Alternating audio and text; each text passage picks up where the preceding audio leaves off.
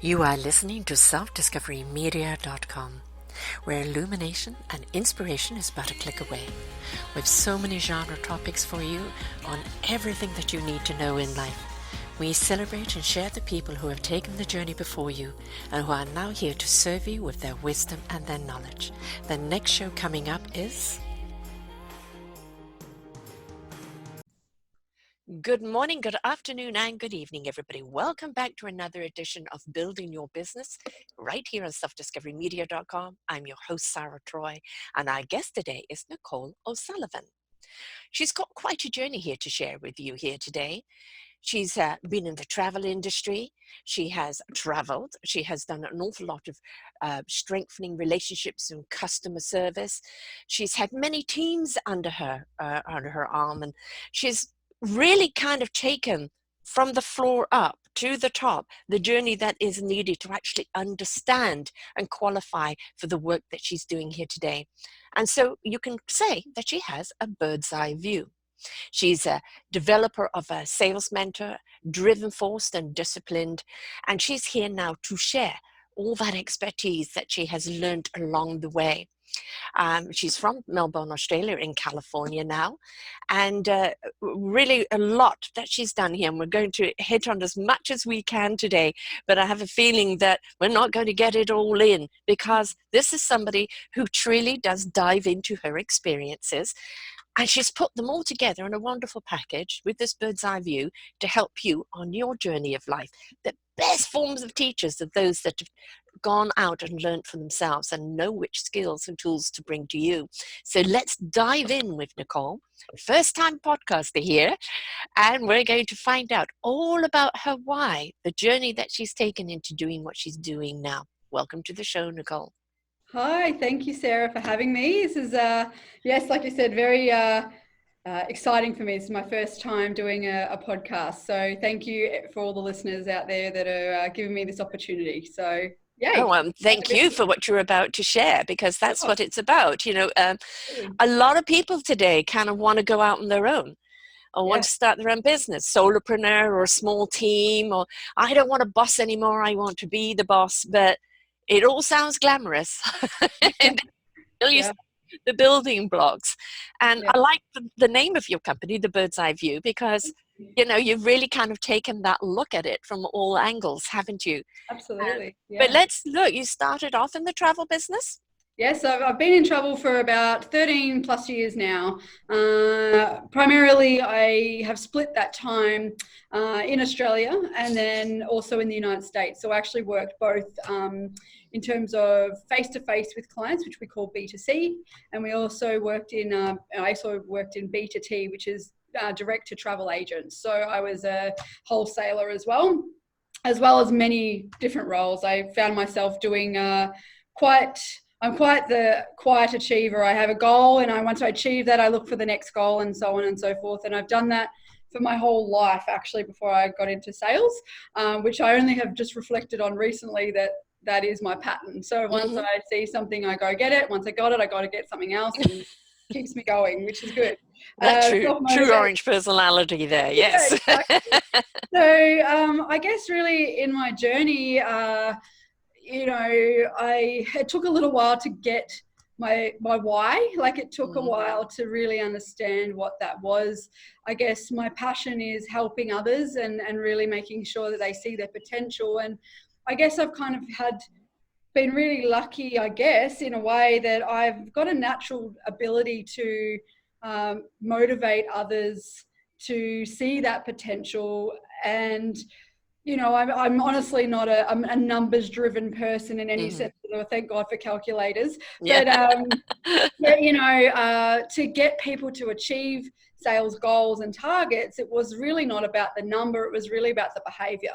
And I think, like I said, it did take a while to understand that was my gift, that I could motivate people, I could inspire people, I could lead the way. And yeah, so I guess that was my sort of journey through in Australia in terms of leadership and leading teams and turning business around in quite a short amount of time and getting spectacular results, and people saying, how did you do that? I'm like, I don't know. So, you know, like that took a little while. And then when I moved to the United States and, you know, went on this journey, I kind of developed a little bit of an ego when I first got here. I felt like all of a sudden in Australia, I was the small fish in a very, very large pond. And then when I moved to America, I became the big fish in the pond. And I was like, oh, I know a lot of things. And I really wanted to know what I knew. And I kind of was like, I could be this person and I could do this job and I could be, you know, in leadership spaces that I've never thought before. And through hard work and getting some street credibility behind me, I was able to climb that ladder really quickly. And then I ended up landing a job which became a sales coaching job within the organization. And that was my light bulb. That was this is why you're meant to be doing this. So, you know, that involved listening, quality controlling calls. So listening to how we were interacting with customers, and then, you know, how we could really work towards getting that outcome of that booking for that customer to go on their vacation. And so, you know, it was a score sheet. And I think a lot of people looked at that and went, oh, I'm getting scored. And what's my score going to be? And, you know, kind of had a little bit of self-reflection to go, you know what, it's not actually about the score. It's about the connection. And so I yes. Yeah, I totally I remember in a one-to-one with someone, I actually ripped the sheet and I said, I don't really care about the score. Did you get the booking? No. Well, let's talk about how we can do that by having really great conversations, really listening to what it is that they're saying to you, and let's coach that, because that's the difference. And it kind of turned into having one-to-ones with people that were like, you've not only helped me in my business, but you've actually kind of impacted my life. And I was like, really? You know, and my relationships with my family and friends and everything, like it's a bigger deal. And I was like, okay, so change some perspectives there. Yeah, That's the thing, isn't it? You know, let's pause for a second. You know, it's not about the number. Thank you. A lot of people, and especially in business, you know, it's about, you know, driving the next customer, because it's all about the ka-ching. And yes, we do need money in order not only to survive and thrive, but expand it and build on what we're doing. But everything in business today comes down into that interaction, that relationship that you're building up with someone, whether that you're selling them a small package or whether you've got a repeat customer, because repeat customers are the best kind to have. But people want to know they're not a number. They're not next score sheet, because you can tell when people are reading that. It's a flat voice. And I said, you know, don't bother asking me that. I'm sorry, it's on the sheet. I've got to ask you this question because I'm going to get a point for it, you know. And if you don't feel like they're talking with you, you know, or to you, they're just going through their boring momentum, and you don't feel heard. So to actually have, you know, be teaching that it is about the interaction and listening in order to speak so that you can serve. Yeah. You know, that's really what builds up the best kind of business. Yeah, you're absolutely right. And I feel like, you know, especially in travel, there's so many options now that, you know, you can literally book a vacation on your cell phone, you know, within 5 minutes if you really wanted to. But, you know, what my message was is that, yes, but the phones keep ringing and people keep walking into your business because they want you to help them feel connected to their why. Why are they taking this vacation? If you don't find out someone's why, then why do you do what you do then? You know, because and the thing is that customer service again. You know, I'm not one to want to book things online myself. You know, number one, what happens? Somebody goes wrong. Who do I call? Yeah, you know, if I have an agent, I can go, oh, something went wrong. I've got somebody representing me. But also, it's their job to know the best deal or the best way of getting it. I could be online for how many hours trying to look for that. They're going to know because they've got the inside track of it. Absolutely. So it's also, I think, respect on our community of keeping doors open. Yeah, absolutely. And, you know, and really elevating that level of service too, you know, like and service to other people is so personalized. What does service mean to you versus what does service mean to me, and so on and so forth. It's very personal, like what I think is valuable. And, you know, it's funny that, you know, we always say that value can be related to price, but it's really not. A Mm. value is, you know, what I'm willing to pay for the experience that it's going to give me. The You know, experience. If it's a good experience, you don't care what you've paid for. If it's a bad experience, you know every dollar.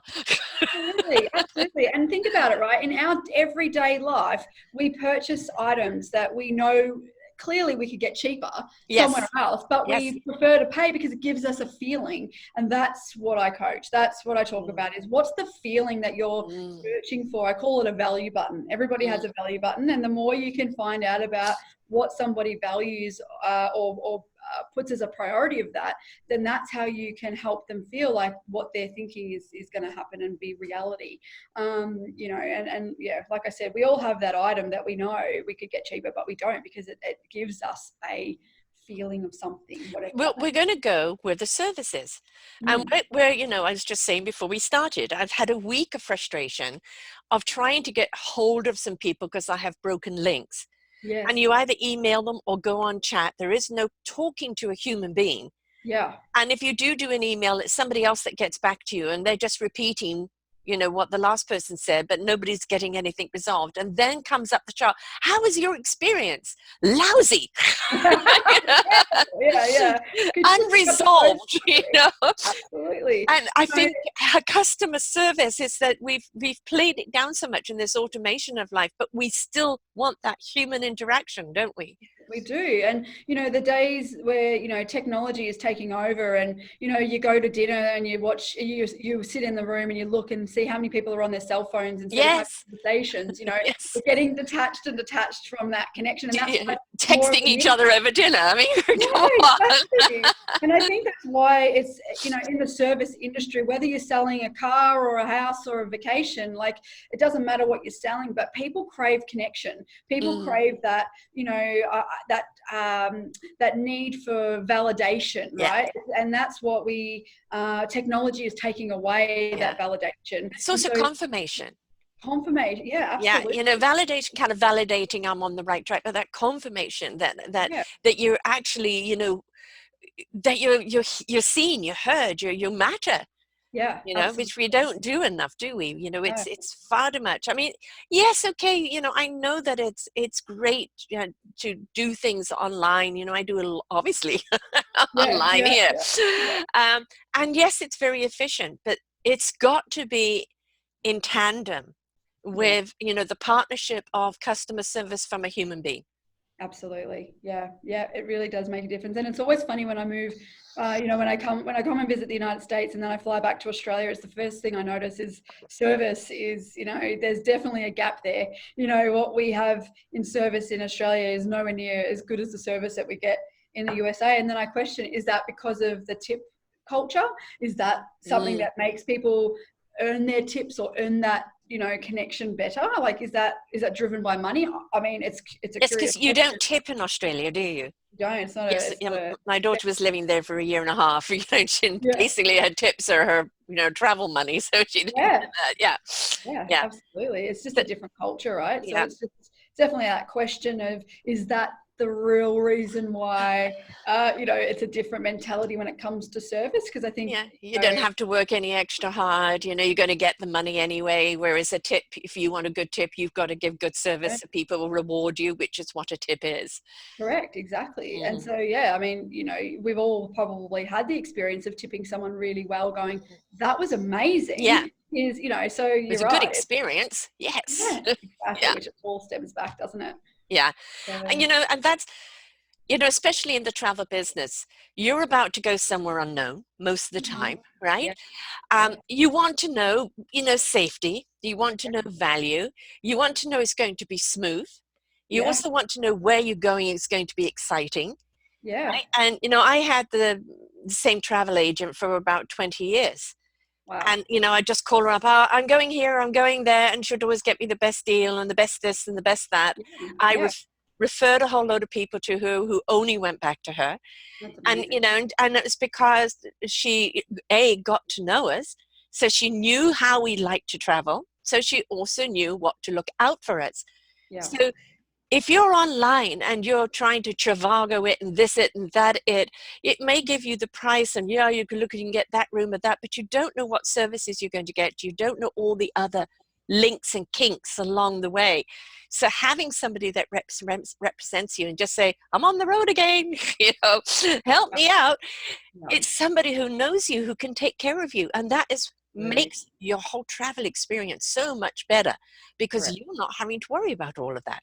Absolutely. You're absolutely right. And, I still have, I haven't sold travel in Australia for probably about 8 or 9 years. And I still have clients today that text me, hey, what's your advice about this destination we're thinking, and I recommend them. So that, it's so lovely because you become part of the journey. And that's the whole important thing about customer service is that you're part of the journey with them, your hand holding. And that's, again, that feeling that people crave, because unfortunately online has really deprived us of that connection. And, yes. So. I mean, if you're not getting feedback from the person's experience, how do you know what to recommend? Exactly. Yeah. Right. Yeah. I mean, you can recommend it from, the person's hotel, this, that, etc. But if somebody actually comes in and says, that was absolutely awesome, but look out for that. Yeah. And then okay, you can actually go back to that organization and say da da da da da da, or you can even say to the next person, look, this is fantastic, however that, and if that's an issue, don't book it. Yeah. Right. Totally. Yeah, absolutely.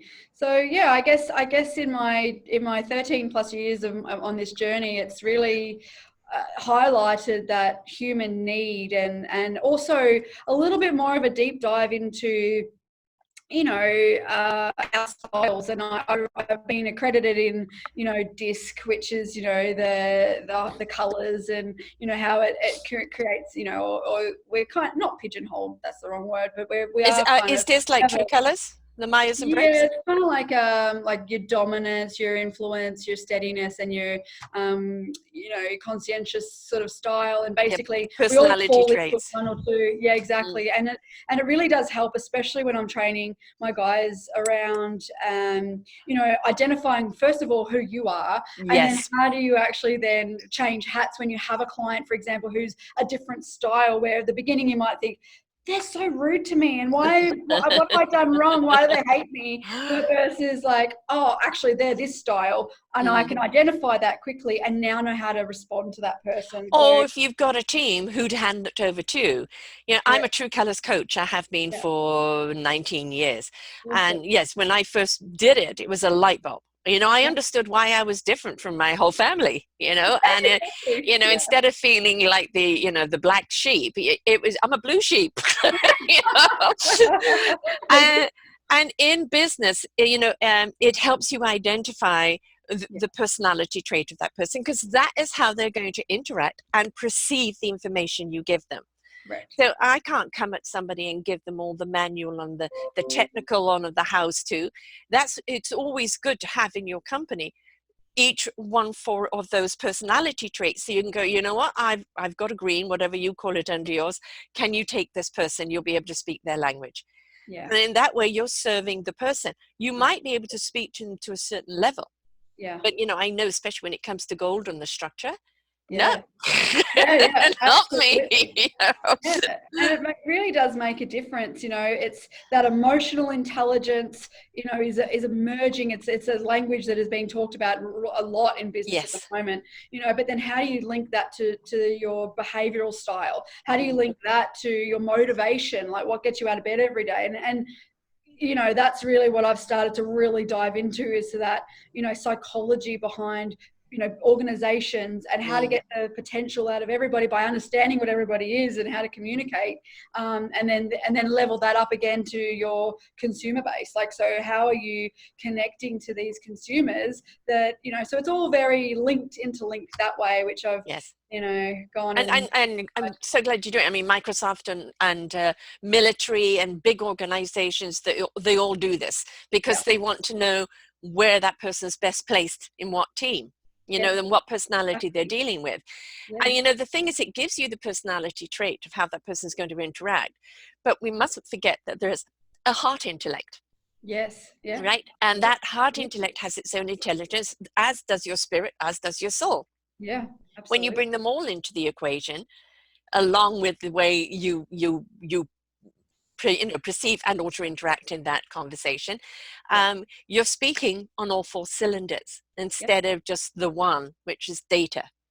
Correct. All right. And that goes back to script, people who just read the data and there's no heart or spirit connection to it whatsoever. So it's Absolutely. one flat note instead of creating a tune. Absolutely. And, and then you add that into like a leadership style, like, are you a leader or are you a manager? There's definitely a line in between the sand, that there is a definition between the two. Mm-hmm. And, And each important.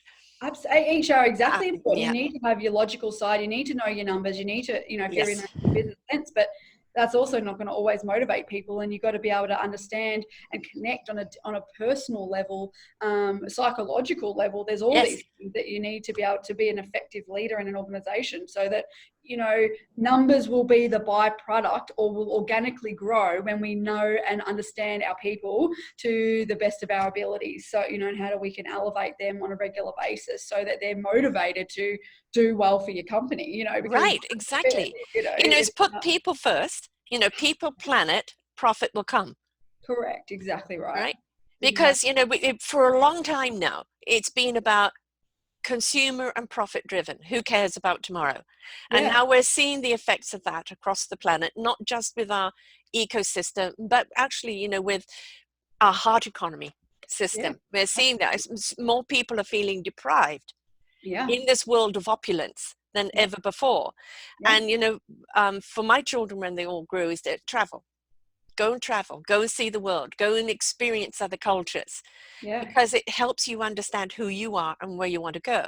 Absolutely. My one daughter took it too seriously and she travels every year for around 3 or 4 months. So literally goes, she's just Wow. gone to South Africa and then the elephant sanctuary, Tel Aviv, Rwanda and Jordan. Wow. That's And then she blogs and takes pictures of that, because for her, that's, as much of the world as she can see.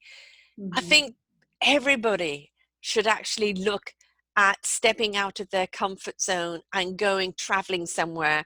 And I don't mean going on a bus tour or, a safe cruise or something like this. Like, really go somewhere where you can immerse yourself in a different culture, because we become less judgmental Yeah. when we actually see other cultures and just realize they're a different dish on the table, but Absolutely. basically the fundamental food is all the same. Yeah, it also makes you appreciate what you have in life too, because I remember the first time I ever went to Africa, that was the most touching place I've ever been in my life. Mm. And to understand, what we take for granted every single day would Yes. change someone's life over there. Yep. Like simple as a grey lead pencil, and you Yep. go, I'm sitting in a room where there's a whole pile of 20 pencils in a, and to me, like, I look at that and go, oh, it's just a bucket of pencils, but that could change someone's life. And I think that, you're right, that travel does allow you to see cultures, experience them, but appreciate your life and what Yeah. you're doing as well. I mean, travel, that's it, right? Yeah. Period. Just go. Yeah. Just take the Yeah. trip and worry about the money later, because you can't buy experiences. No, I did that when I was young. I did 2 years of constant travel. And, Yeah. throughout, I was living in South Africa at the time, born in England. And I Yeah. went throughout Europe and then over to the States for a while. Yeah. And then back home, I had 2 years of solid summers, which was Yeah. great. Yeah. And for me, I was a shy, insecure girl when I left. Yeah. Very spiritual and very misunderstood, and literally immersing myself into a world that I wasn't ready for. Yeah. And that meant that I had to kind of, put my big girl breeches on and deal with whatever came along at the time. So It was true. one of the best educations I ever had, Absolutely. right? Because it showed me more about my own strength, my own courage, my own wonderment. Definitely. And things that I learned, not only from the people, but from the cultures, from the history, uh, but how it affected me and who I became because of it. Yeah. So I think, as I said, everyone should travel, but it's Absolutely. not just the physical travel. It's be willing to travel in your industry. Don't Yeah. get stuck in one role. As you Yeah. said, you set yourself a challenge. Ooh, met that one, next. Yeah, exactly. Yeah. That And then, always willingness to grow. yeah, and it's something always a few people told me in the industry when I was here in the US was, gee, Aussies move around a lot in roles. Like Yeah. we've been a travel consultant now for 35 years, and that's all I've done. I'm like, oh my gosh, that would be so stifling to me. I don't know how it's I guess the company culture was, brightness of future. You could be supported in going for another opportunity that's going to strengthen the company, which meant that you didn't have to leave the organization. Yeah. You could stay within and bring your knowledge with you, and then gather and build, and I think share, gather, build, and share. That's what it's all about, isn't it? yeah. So I don't have to go to another organization to do that. I can do it within the organization and be very supported in that space. And it was a great lesson in life. I think it was always, network. It's not about who you know. It's not about what you know. It's who you know. Yeah. And that was really my mantra for a long time. It's build those connections. You never know, especially when there's something that goes wrong. I can't tell you how many times that saved your bacon when, if you had that connection with someone, you go, oh my God, I've made a stuff up. Can you help me? And they're like, absolutely, no problem. Like anything for you. And you're like, oh, thank you. So it was. But that's community. My new site that's being built right now is discovering communities, because it's all about discovering the communities that have each brought their own dish to the table. Where's the buffet? You're not going to eat everything at the buffet. No. But you fancy this and you fancy that. It's there. You've got a problem. It's there. You've never come across this situation before. I don't know what to do. Hello, we've got it in this community. Come and take a listen. Right? And you'll see this person has gone through what you're going through right now, and they've got the skills and the tools to help you. And that's what we've lost a great deal of, haven't we? Especially with cell phones and automation. We're kind of forgetting that not only their interaction personally, which we're doing right now. You don't have to be physically in front of someone. It's just being able to talk to someone and not just have a script or a number, but that interaction. Yeah, definitely. But it's also the participation in your own life that's important, which a lot of people aren't doing. Yeah, absolutely. And I think it's just as well, just to know that it's okay to ask for help. Yes. Like, if you are stuck, it's okay. Like, you're not expected to know everything. I mean, think about it in travel from that aspect. When a customer walks in and says, have you been to Marrakesh? And you go, no, I haven't, but I'd love to go there. But there's that preconception of going, oh, how haven't you not been there? And it's like, well, that's okay. I have an expert that I can call right now that's going to make sure that we're going to set you up for this incredible holiday. Right. So it doesn't matter that I haven't physically been, because I know someone who has. Yes.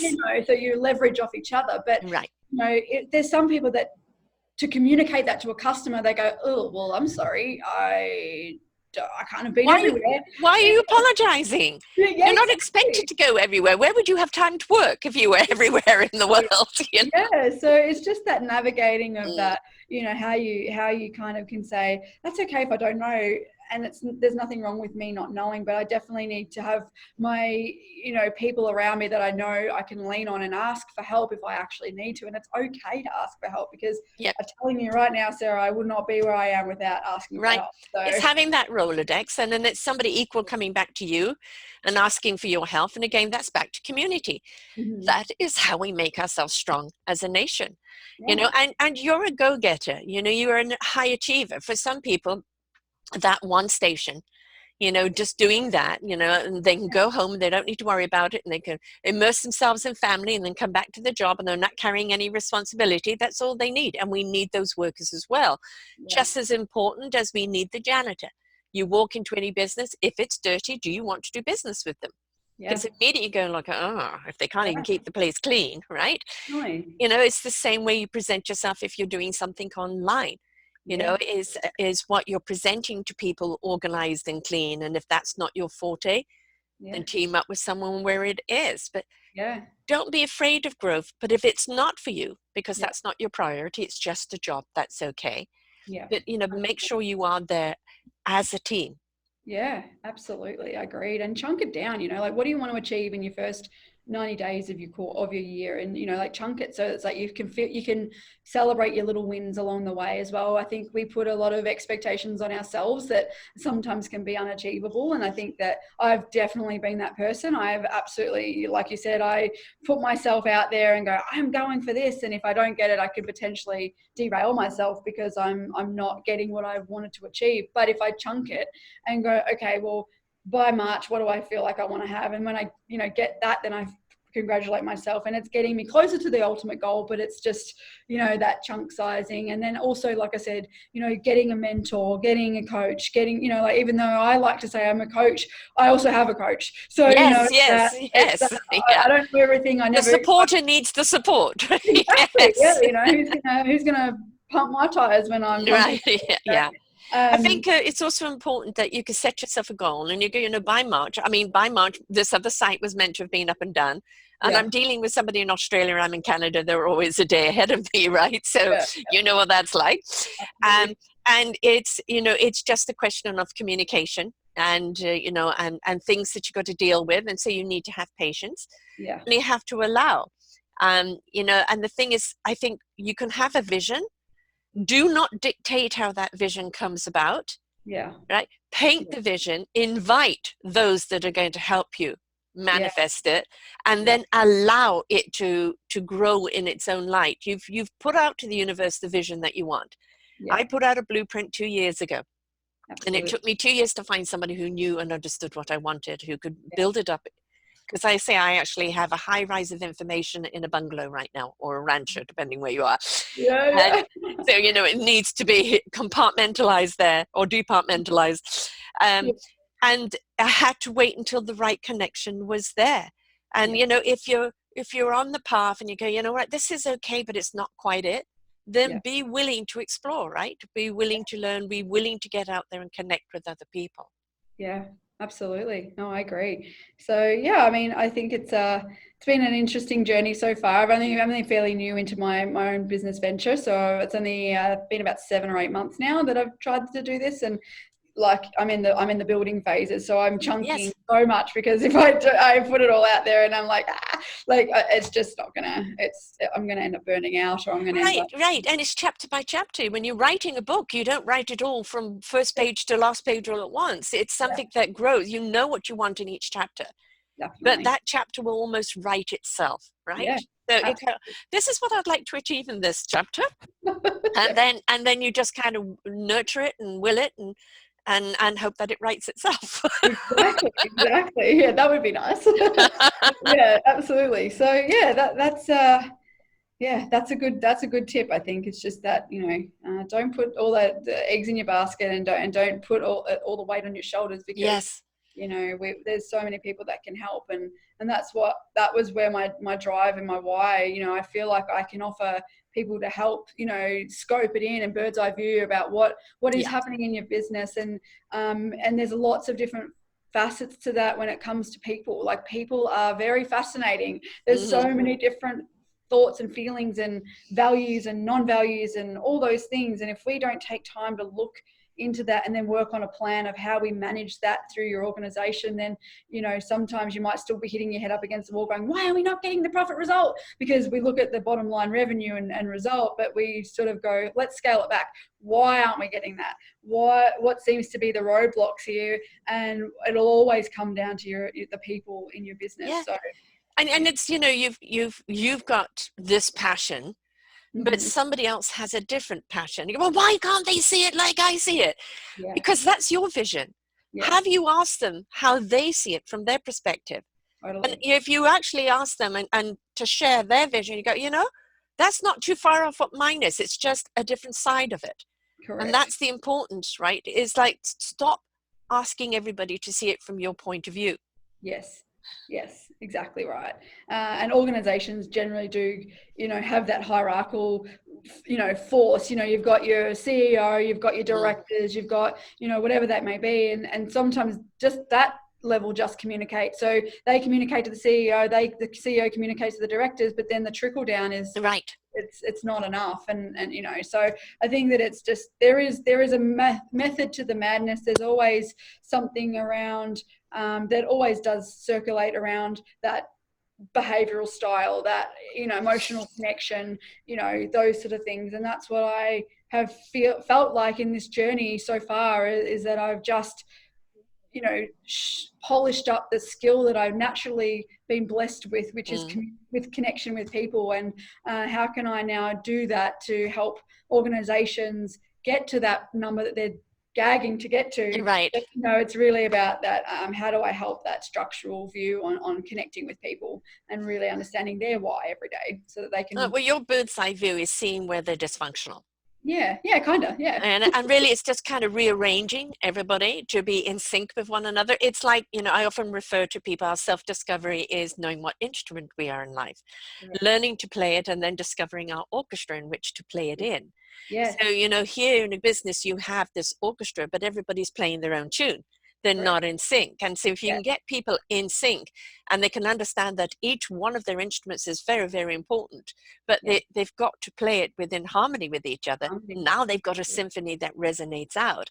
So your bird's eye view is being able to see where the disconnection is and how to put people back in sync. That is absolutely true. I love that analogy. I love a good analogy. So thank you for giving me that one. I'm going to steal that. But yeah, absolutely. It's that jigsaw puzzle, isn't it? It's like you get all the corners and the edges, but then it's about how do we help to make the image really shine, and everyone is on the same page and knows their purpose and knows, how they're influencing the end result, and they feel part of something. We really need people to big feel one, part of something. Yeah. The janitor's got to feel just as important as the head CEO. Yeah. And also, it's just because it worked last year doesn't mean it's going to work this year. Yeah. We know in this business, especially with technology and especially in sales, how it's changed. I've had numerous people on covering sales that maybe have been in the business for 30 or more years. And they say how I used to do it and how I do it now just wouldn't work.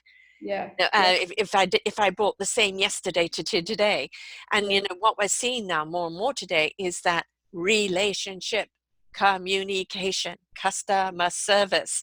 It's something that if you really want to build up a good clientele that's going to keep coming back, that's going to keep referring you, they want to know their name. Correct. Yeah. Just as simple as that, isn't it? Yes. And then the same within the workforce, though. Yeah. We don't want the ivory tower bosses. No. I don't know if you've seen the show Undercover Boss. Have. Yeah, right. So you've got somebody that's the CEO and he goes undercover and he's working with the people, an eye-opener with what they're really struggling with, how that disconnection is there, the loyalty or the frustration. And, that's the trouble when the boardroom people are protecting the shareholders. Yeah. If you protect your working people, your shareholders will be happy. Yeah, but the people come first. Results will come. They will organically grow when your people feel safe and connected to what it is, your purposes and your goal that you're striving to achieve. And I can't tell you more and more that organizations go down the focus on profit route. Right. It all crumbles, it all comes. They're all going to the trash button when you press delete because it doesn't work, right? They're on seek.com looking for another job, every day, like, get me out of here. What is it? People don't leave organizations, they leave leaders. And it's like, are you confident that the leadership team that you have underneath you are serving your people well? Are they serving you well? Are they serving your customers well? And is a leader creating leaders? Correct, exactly. Or are they lording over them? And that's the difference, isn't it? Because you're here as a leader, it means you're responsible for this part of it, but the more you create leaders underneath you that now can branch off in their own leadership, the more that expansion is going to go out there. I know this is saying too many leaders, like too many cooks, but if you go into a kitchen of a famous restaurant, there are many chefs. Yeah, absolutely. And it's that I would rather see that on a resume of how many people you've created as leaders in your organization versus your status, because who cares? Like, at the end of the day, if you've had more people leave, if your turnover is too high because what is the reason why people are leaving? Big question mark. I don't need a bird's eye view to know what's going on here. So yeah, no, And so, you talked about ego earlier, and, like we always have to have our ego in check, because there's the pride of where we've got, yeah, right? yeah, There's that sense of accomplishment, that sense of self-worth. And most certainly we need to feel that, because that, is our journey rewarding us. But, yes, ego very often comes from insecurity. yes, And so people who are very, egomaniac, where they have to laud or bring other people down, which is very yeah, narcissistic, yeah, in order to boost themselves up. It's yeah, their own insecurity and inadequacy yeah. that is showing. A true leader is will never be it's me. It's always it's we. It's we, absolutely, yeah. And look, Sarah, I can tell you, I've had some incredible leaders in my journey, and I've had some terrible Mhm. leaders in my journey. And the terrible ones taught you just as much as the Taught good me ones, who because I they taught wanted to you, be. don't be like that. Don't be like that. That you were in fear of ringing in sick because they were going to treat you like, what do you mean you're sick? You can't be sick. And you're like, okay, I'm sorry, I'm dying slowly. My leg's hanging off. Yeah. It's just that, it's really just that people management skill. And it is there's some scary leaders out there. Yeah. That And they stifle creativity because they won't allow new ideas. yeah, yeah, Back in South Africa in the 70s, I got fired from 3 jobs by my boss, and then from their boss got handed their job. And the Wow, reason they fired me is because I said, but this is the problem. This is where we need to be addressing. And they didn't want to address it because it didn't come from them. gotcha. Right. And so that was the ego in there. Yeah, And I never took their jobs because I didn't, for me, it was just to really show what the problem was. I didn't realize that. I was one of those people that went into companies to show where the problem was. Once the problem was exposed, I was on to another company. I didn't realize I was doing that. But wow. it was always to do with that ego in the way. Mm. Stop showing me up. Yeah, yeah, Instead of going, oh my goodness, I hadn't seen it from that perspective before. Thank you for showing me that. yeah, yeah. It's collaboration, right? Because Yeah. like you said, like there's some people. I mean, I'm actually working with a team out in California at the moment, which is why I'm here. But like sitting with each person and listening to their skill sets and going, you guys, like you have some incredible assets sitting right on your Yes. noses. And did you even know, if we just had a conversation with people, would you know like what Yes. we got to bring? And Yeah. now it's about like let's bring everyone to the party, because everyone's got so much knowledge and expertise, and we don't have to reinvent the wheel. You don't have to go and hire new people. You've actually got it already. Yeah. Let's, Yeah. let's It's elevate like that. having a potluck, isn't it? It is, isn't it? When you've got, everybody just bring a potluck and everybody brings a dish, and you go, you know what, this is so cohesive. Yes. Right. Yeah, exactly. So, So, I mean, the more and more technology and life tries to divide us, the more hungry we are for connection. yeah, absolutely agreed. And yeah, and that's really kind of what we were talking about before, isn't it? Is I think that the more and more technology is in our faces, and we're making it easier to transact online, or communicate online, the more and more our craving of that validation, celebration, like what we were talking about before, is so much more. I mean, look at the mental health issue at the moment. Like, why Yes. is that all of a sudden turned the volume up to so high? Like, what? There's got to be a correlation there of There is. to that connection, right? There's Yep. that lack of connection, so people are now depressed. I don't have anyone to talk to. No one cares about what I've got to say. I've got to pretend to be someone who I'm not on social media, because Right. it's going to help me get validation.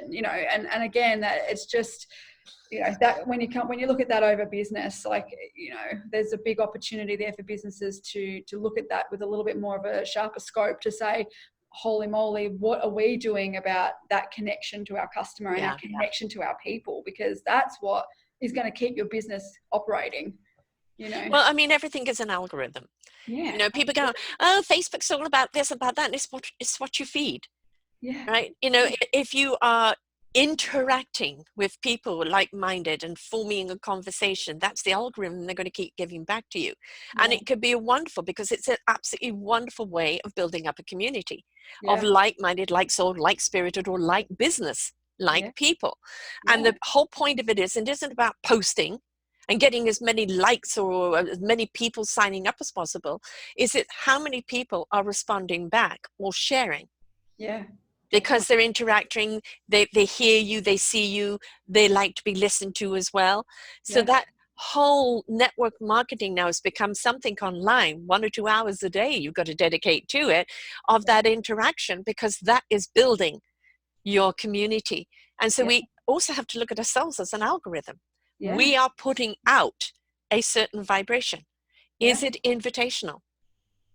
Absolutely, absolutely. And that's where that emotional intelligence kind of feeds into that, how self-aware are you? How, self-regulated are you? And how self-confident are you? Yeah, exactly. And that social awareness, the social regulation, like that, it all matters in the big scheme of things. And, one thing that I've started to learn doing these assessments is, you can get a return of investment. If you increase somebody's emotional intelligence by 1%, you get a 2% return of investment. Yeah. So imagine that on a bigger scale. If you get coached by someone like myself who really starts to dig into those aspects of that individual, what is the return of investment going to be long term? Like for your, not only your organization, but your branding, your lifespan of your business to your customers, and the reputation that it exudes really is through that individual that you work with and coach to understand themselves and their surroundings. I mean, what we're doing is that every drop in our river is expanding. Yeah. All right. And so, we've got to make sure, I mean, a good reputation is not bought. No. We're seeing Bloomberg right now. It doesn't matter how many millions he spends, 100 million on advertising, has it got you any further ahead? It's not about that. It's about that one customer at a time, that wonderful ripple effect. They've had a good experience. They're going to refer you. They're going to talk about you. They're going to come back to you. And it's that one person at a time. And really what you're doing is building a solid foundation, really rooted, a good strong trunk so that you can really branch out. Absolutely. Because you're sturdy. So it's not about how quick can you get somewhere. It's how strong and sturdy can you get somewhere. Yeah, short-term pain for long-term gain. And like when we're uncomfortable, we hate being uncomfortable as human beings, but it does take that time to understand that when I'm uncomfortable, it means I'm learning something new, because it's not it's that icky feeling, but that is us in our brain telling us that, I don't like this feeling because I don't have to go to the gym and run on a treadmill every day, but I kind of know that I need to, it's that concept of being uncomfortable is a great thing, and we should embrace it. But I think that we like our comfort zone a little bit too much sometimes, But it's like, as we said with these shows, you're a first timer doing a podcast, and it's only because it's unknown.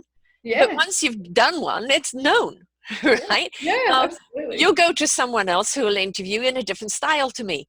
But the fundamental basics of what is expected of you is there, and so each time it gets less terrifying and less terrifying until it becomes a norm. And one thing we have to be careful of is that it doesn't become complacent.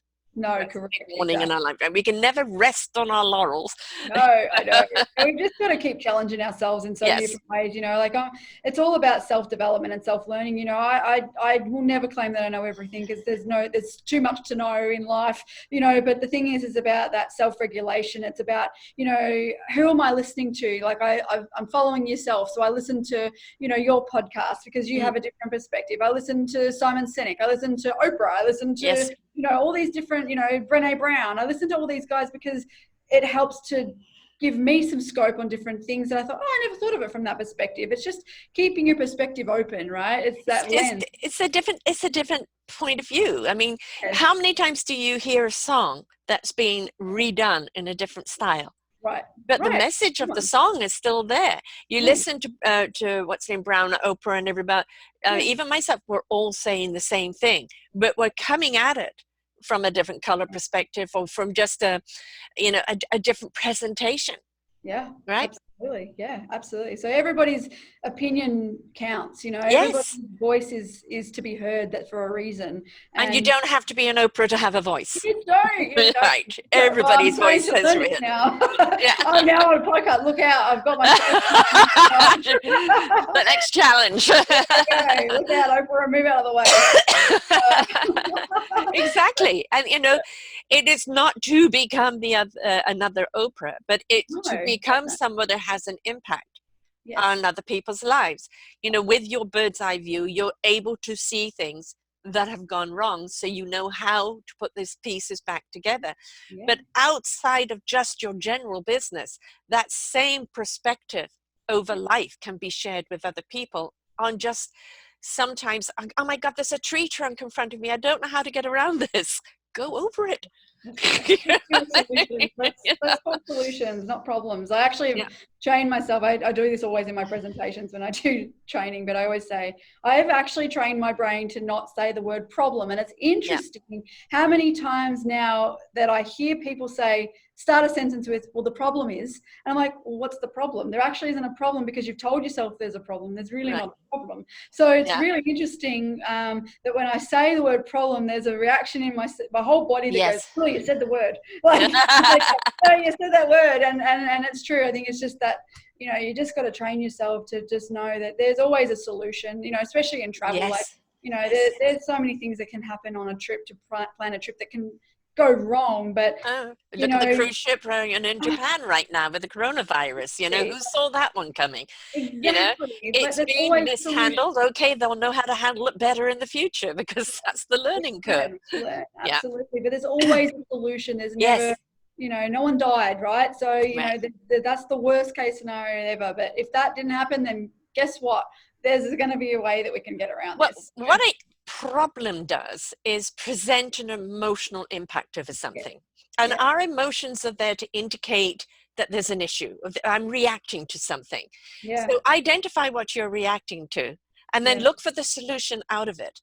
But, you know, so I say, tap into your emotions, but don't become emotional about them. Yeah, exactly. Yeah. Just, self-regulate yourself. Just know it's not the end of the world, guys. No. You know, There is always the solution. Look at every single creative thing we have here today.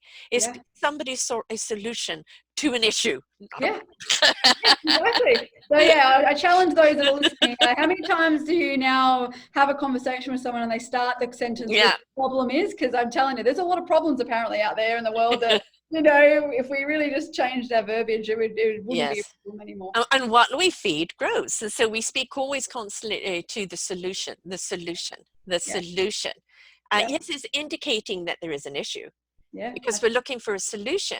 But, you know, that solution just is always about we can do better. Or if from every disaster, there comes a creativity. From every chaos, there comes stability, you know, and that's just the way life works. We've just got to be willing to ride that roller coaster. Exactly. Yeah. And I promise you, it's not as scary as we probably tell ourselves in our head about it. It's, you know, just give it a crack and see what happens. And you'll be surprised at what sort of things magically appear when you actually look at it from a different perspective, you know. So yes. Yeah. And optimism. Yeah, look, I know sometimes, God, it's just too daunting. You know, I'm going to admit right now, all of these link problems I'm having, I'm going to call them problems right now. Challenge. Let's change it. These link issues.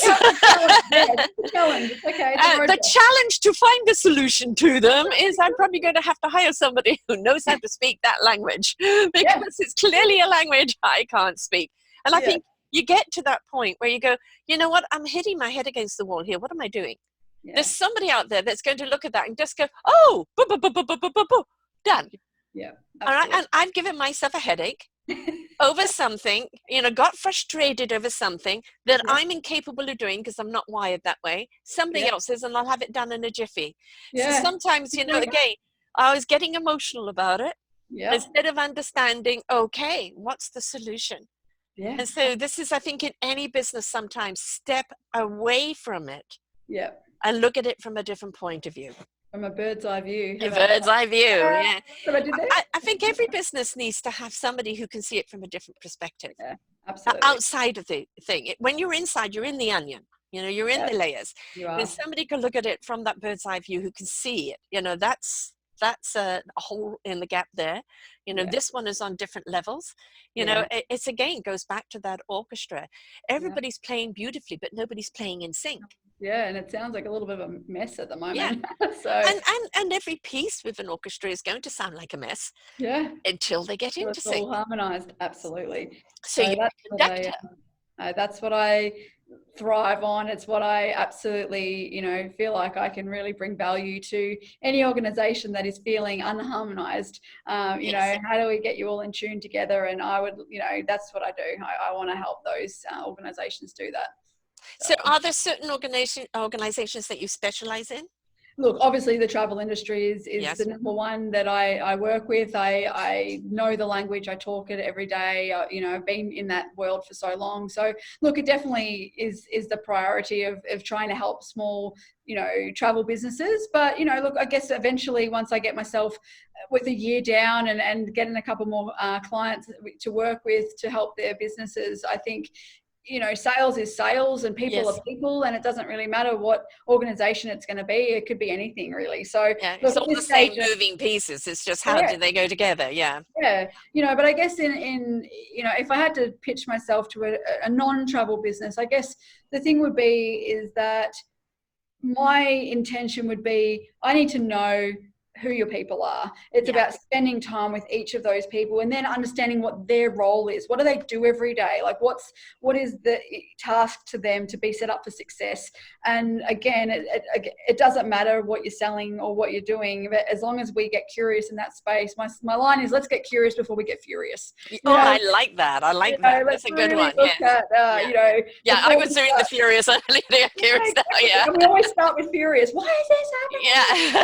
Yeah. So Yeah. let's just get curious. What is it that they're doing every day? It's just having those connections. So, it's just about me getting an understanding about what the organization does, their culture, their vision, their, all that Well, sort of stuff. the other industries that are certainly open to you are anybody that deals with tourism. Well, yeah, And exactly. like here, obviously many people this year are going to be affected by Right. the cruise ships, because all of a Yeah. sudden there's a panic. We've also had massive amount of any of the Chinese businesses, restaurants and everything, Yeah. panic, because fear does sell. Yeah. It's up to us. Are we buying, or are we being smart about this? Yeah. Stop buying the hysteria. I call it the CNN effect. They take a pimple and make a volcanic eruption out of it. Absolutely. It's, don't be stupid, be cautious. Yes. And um, so the hell of a lot of industries rely on tourism.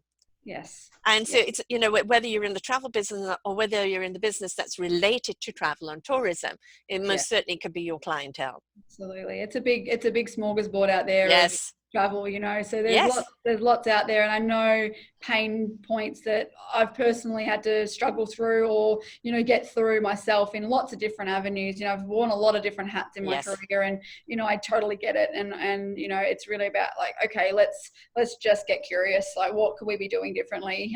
What's those, roadblocks, not problems? What are those Yeah. roadblocks that we can identify that we can then create a solution around them so that, everyone's on the same page and we're singing off the same hymn sheet, Right, exactly. So, And the thing is, yes, there is a bottom line in every business. There has to be semi-commerce that keeps everything going. And basically what we have to look upon that is not the money, because that kind of becomes a panic on itself, but look upon it as the energy or the fuel for the business. yeah. It's to keep the business going, to keep everyone going, to keep everything growing. Yeah, Right. So I absolutely. think, that's another one we need to change the perspective on, is like, how much money am I earning? It's how much fuel Yeah, is being, circulated around us, and how much energy can we spend out to receive back, because energy begets energy. right. Absolutely. Exactly. And, sometimes you got to spend money to make money too, like if Yes. you invest in your people, they will abundantly give you that return of investment by, being better performers at what they're doing, because they're now understood. Seek to understand before being understood. It Yes. really is that simple. When we Yeah. invest in your people, they will give you that return of investment, absolutely twofold. Yeah. I don't know if it still is, but I know that Virgin is very Yeah. much like that. He really looks after his people. They stay in their job because they're appreciated. Yeah. And he does a lot around their families and things like that. And it's like, treat your people well, they will treat you well, and Yeah. that means the clientele will be treated well, and that means that whole industry will thrive. Right. Absolutely. So it's, Absolutely. Yeah. that's the trickle down effect we want to see. Yeah, Yeah. absolutely agreed. Yeah. So look, I think, yeah, if you're sitting out there listening to what we're talking about today and you think there's any questions that you might have, or, am I the right person to work with you, or anything like that. I mean, you can get me on my LinkedIn. I'm just about almost finished my website. So once that's up and running, that would be great, but I guess initially it's that, let's have a chat. Let's see what your pain points are, and if there's anything that I can do to help, and then talk about what that looks like, So. And what's your LinkedIn? Is it just under Nicole O'Sullivan? Nicole O'Sullivan with the apostrophe, and Right. obviously it'll have Bird's Eye View Consulting as my business name. And send me a private message, and we'll be in touch. Really. Right.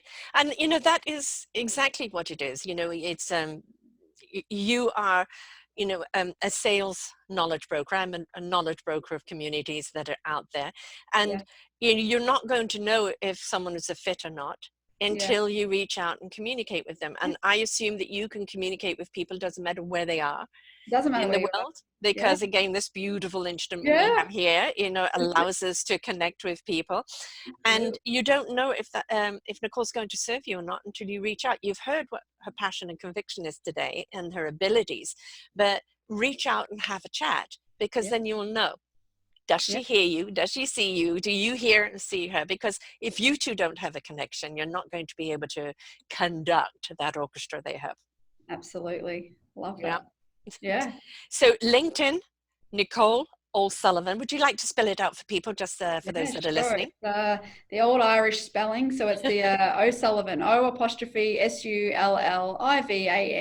So and Nicole without the H, Nicole. So right. That'd be great. If anything you need, let's just start the conversation, and let's just organically have that. That doesn't cost a thing. Is just having a conversation, really, isn't it? You might be even looking at, I'd love to have my own travel agent. Yeah. And but I don't know what it entails. Yeah. Absolutely. You may as well start it off right, because you certainly know exactly all the players they need in that. Definitely. So even if you're just looking at the possibilities, or you want to open up a bed and breakfast, is this a good place to do it? What do you need in order to serve the tourists? Absolutely. All of that. Because from that bird's eye view and understanding that industry so well, there are so many avenues that you can serve. Yeah, 100%. And it's what I just love to be able to help you. That's all. That's what I thrive on, is being able to help you and your business and your customers. And your people, really. Their thrival is your thrival. Yeah. Remember I said I'm not driven by numbers. That's not my motivator. It's really that seeing how people can be able to have that own personal gain. Really, that's such a motivator for me. So my son has a restaurant, and for him, if everybody walks out with a happy tummy, he feels enriched. Exactly. Yes, he's got the whole business thing of balancing the books and the staff and everything else, but for him, a customer returning because they had a great meal last time and they enjoyed the atmosphere, that is exactly where he sees his abundance. Absolutely. And I think if you look at that, don't look at it, yes, you need to be money savvy. And that is how you spend, how you invest, and how you maximize. Don't look at it as money driven. Look at it as people driven and making people happy. You're in the smile business. Yes, exactly right. Exactly. I love that. So the more smiles you get, the more ka-ching will follow. Exactly right. Absolutely dead on that. Yep. Love it. And a smile, is something we all look for, because that means there's joy in our heart. That means it was a good experience and we can't wait to share it. Yeah. And, and that's the thing we want to see more of in the world, right? Less of the P, a lot more of the S. Yes, absolutely agree. Yes. A smile is like a business card that is going to take you so far, it means everything. So, yeah. Right. And for those listening and not watching the video, Nicole has a beautiful smile. Oh, thank you.